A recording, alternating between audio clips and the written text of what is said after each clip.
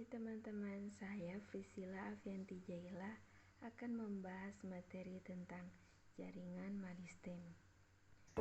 Jaringan meristem adalah jaringan muda yang aktif membelah terus-menerus untuk menambah jumlah sel tumbuhnya. Tumbuhan bisa tumbuh lagi karena adanya aktivitas jaringan meristem. Jaringan meristem ini dibagi lagi menjadi dua kelompok besar berdasarkan asal pembentukannya dan berdasarkan letaknya. Jaringan meristem berdasarkan asal pembentukannya itu dibagi lagi jadi tiga.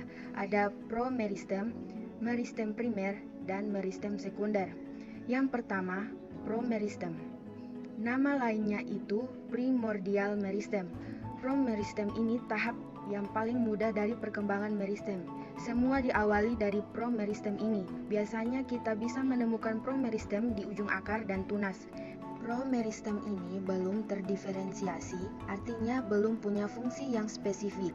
Jadi kerjanya cuma membelah secara mitosis, buat memperbanyak diri biar tumbuhannya tambah besar. Hari demi hari, promeristem akan berkembang menjadi jaringan meristem yang kedua, yaitu meristem primer. Meristem primer ini ditemukan di tumbuhan dewasa dan masih membelah diri, tapi sudah ada yang terdiferensiasi.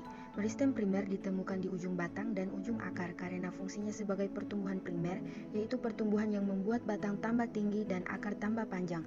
Meristem primer tadi ada yang tetap menjadi jaringan meristem yang terus membelah dan ada juga yang berdiferensiasi menjadi meristem sekunder. Karena meristem sekunder ini tumbuhan yang kecil bisa berubah menjadi besar, berkayu dan tebal. Nama lain dari meristem sekunder adalah kambium. Kambium tadi itu dibagi menjadi dua, yaitu kambium vaskuler dan kambium gambus. Kambium vaskuler berperan sebagai lapisan pertumbuhan sekunder utama pada batang dan akar tumbuhan. Pertumbuhan sekunder ini terjadi dalam dua arah, keluar dan ke dalam badan tumbuhan.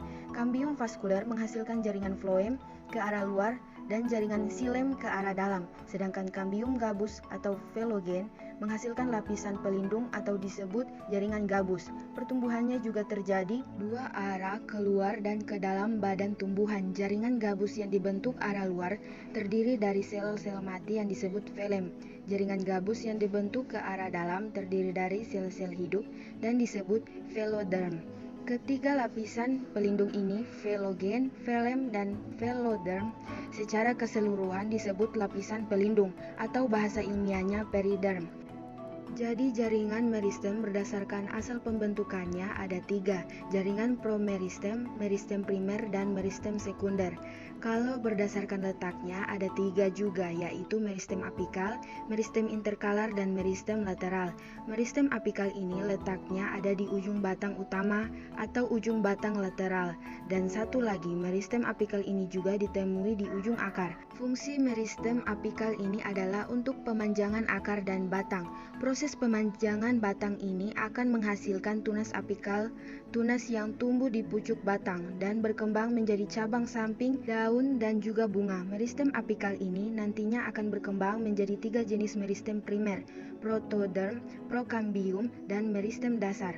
Protoderm letaknya ada di bagian paling luar. Dia akan berkembang menjadi jaringan epidermis.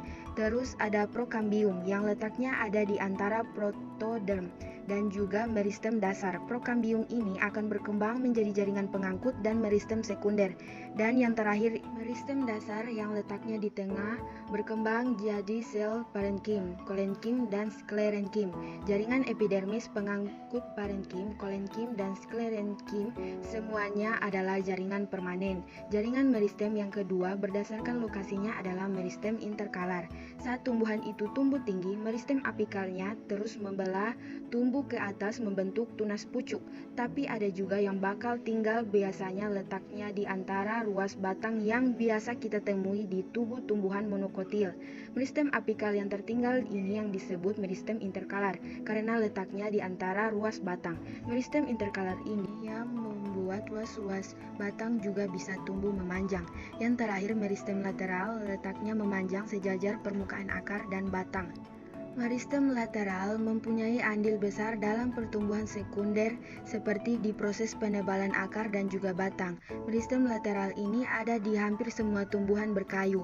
Jadi batang tanaman mempunyai kulit batang. Seiring berjalannya waktu, kulit batang itu Kekuatannya melemah dan perlindungan tumbuhan pun melemah. Disinilah meristem lateral beraksi. Dia akan membentuk lapisan kulit baru tapi tidak menghilangkan kulit lamanya. Jadi batang tumbuhan bertambah tebal dan makin tebal.